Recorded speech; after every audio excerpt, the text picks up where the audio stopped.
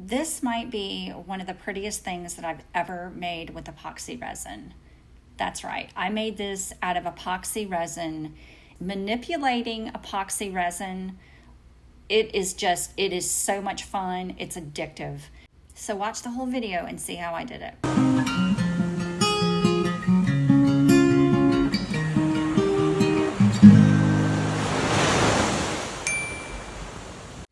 So for this project, I'm using a silicone mat, a hot glue gun, gloves, a mixing cup, and some resin.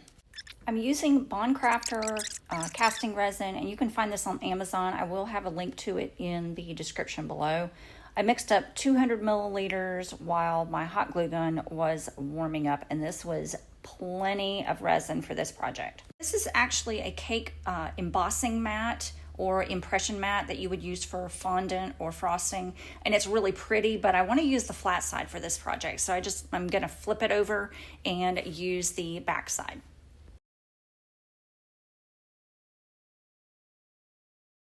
It was quite dirty, so I cleaned it really well. And I was thinking that I needed a border around the mat to kind of contain the resin so the resin wouldn't spread everywhere. But honestly, I ended up not even needing the hot glue gun. And surprisingly enough, the hot glue did not melt the mat. Now I'm ready to mix my colors. I am going to put some in a cup. I'm splitting off about 50 milliliters of resin in a separate silicone cup and mixing in 10 drops of liquid resin dye in white. It's by HTV Ront, and I'll have that link in the description also. I'm going to set the white aside and let it sit for a little bit and thicken up. And then in the big cup, in the remaining cup, I'm going to mix in a few drops of the turquoise liquid resin dye by KS Resin. And I'll have a link in the description to that also. It's really pretty. One good drop. 2 good drops. It's really pretty as it kind of blends in with the resin there. Yeah, that's going to be perfect. Really not making a particular pattern on the mat with the resin. I'm just trying to get it in a nice even layer. I'm pretty sure my workspace is as level as it's going to be. I'm not anticipating it, going a completely cattywampus, but I am trying to get it, pretty even on the edges. And I really did not need that border. If I'd had more resin on the silicone mat, like for a larger project, I definitely would have needed a border, but I ended up not needing the hot glue gun. I did let the white sit in the cup for about an hour, and this allowed it to thicken up really nicely.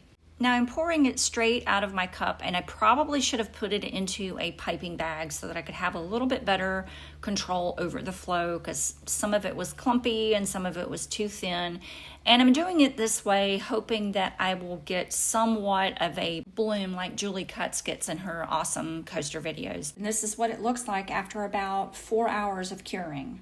And I did this off camera, but what I did to get this, this bloom look, I just ran my spatula back and forth through the white, and I did end up getting somewhat of a bloom. It's really pretty, I think. And this is the piece of recycled cedar shelving board that I'm going to use to make my project today. It's about 16 inches long, 12 inches wide, about an inch thick. I've sanded it, and it's nice and smooth. And 4 hours ended up being the perfect amount of time to let the resin cure before peeling it off of the silicone mat. And this was a very, very satisfying process. Look how perfectly it fits on my board. I did not measure it. I did not plan that. But it's nice and rubbery and pliable, and it's perfect for what I need to do. But unfortunately, here is when disaster struck and sort of ruined my plans, but it was totally worth it. I'll tell y'all in just a minute. Oh my God.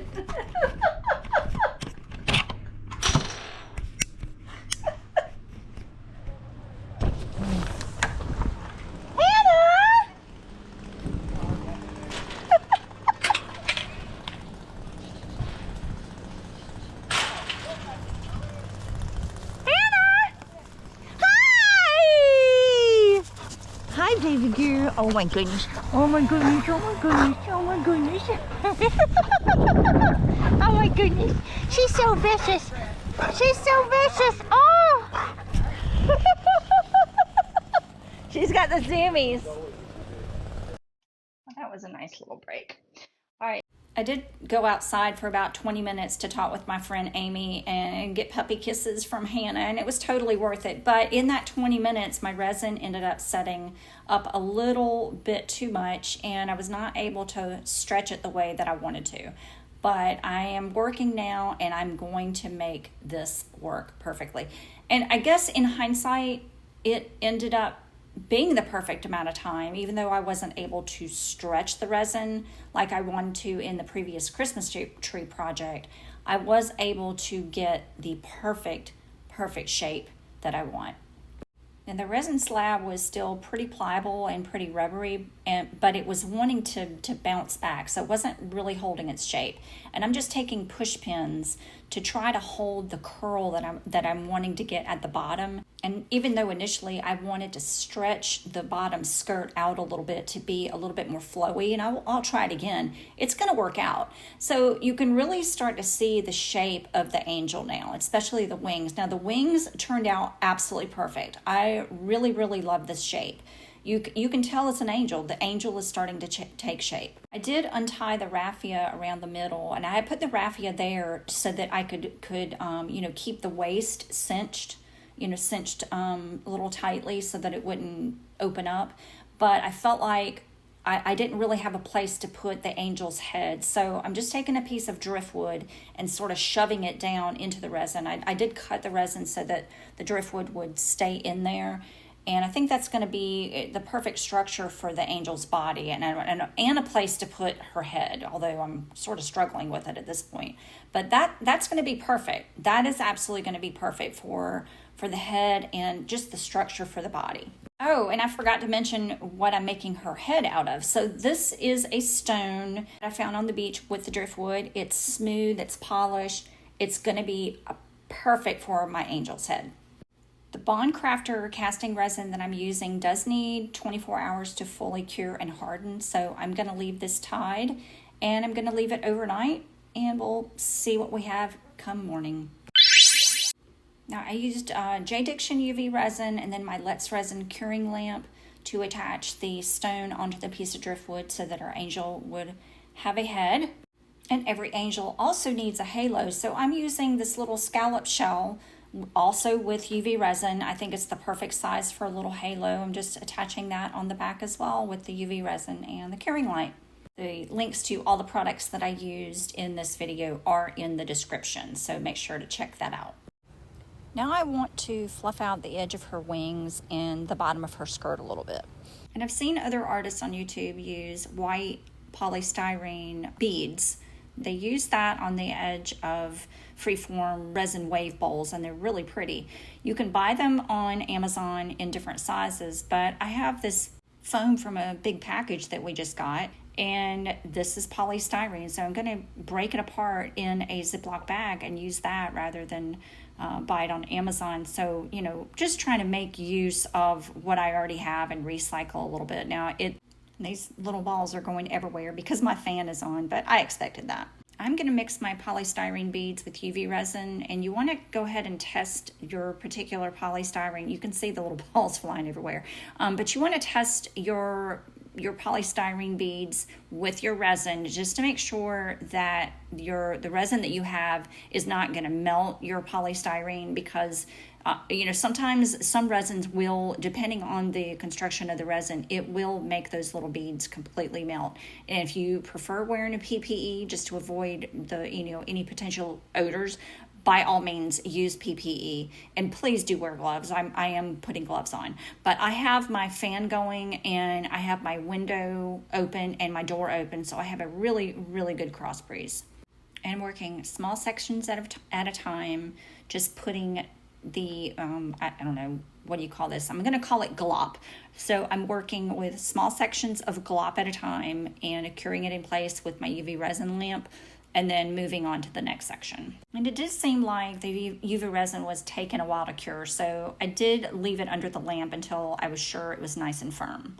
And this process did take a long time. It probably from start to finish took a good hour just to put the beads on the wings, on her wings, and then her skirt. But I mean, totally, totally worth it. I cannot wait to put this in my booth at an upcoming art show. And then once I had all the polystyrene beads down, I just took my UV resin again and just put another layer of just UV resin on top of the polystyrene beads, and then cured little sections to help secure them a little bit better. And I was a little bit nervous about putting her head back on. Well, that sounded weird.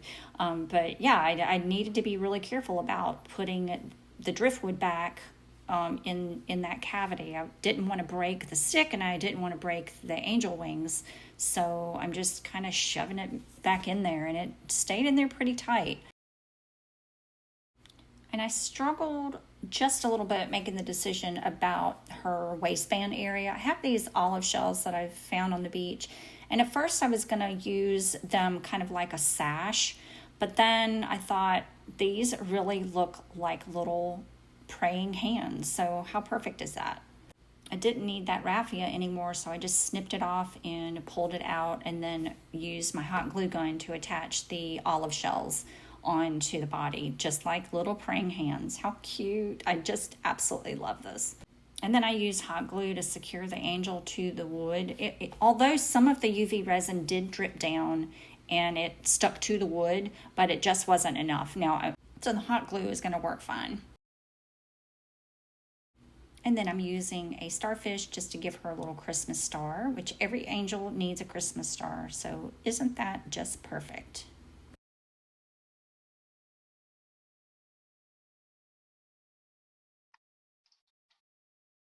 I'm absolutely in love with this angel. Oh my goodness. My goodness. Oh my goodness. I mean, a couple little areas where I could have done a little bit better with the UV resin. But oh my gosh, y'all.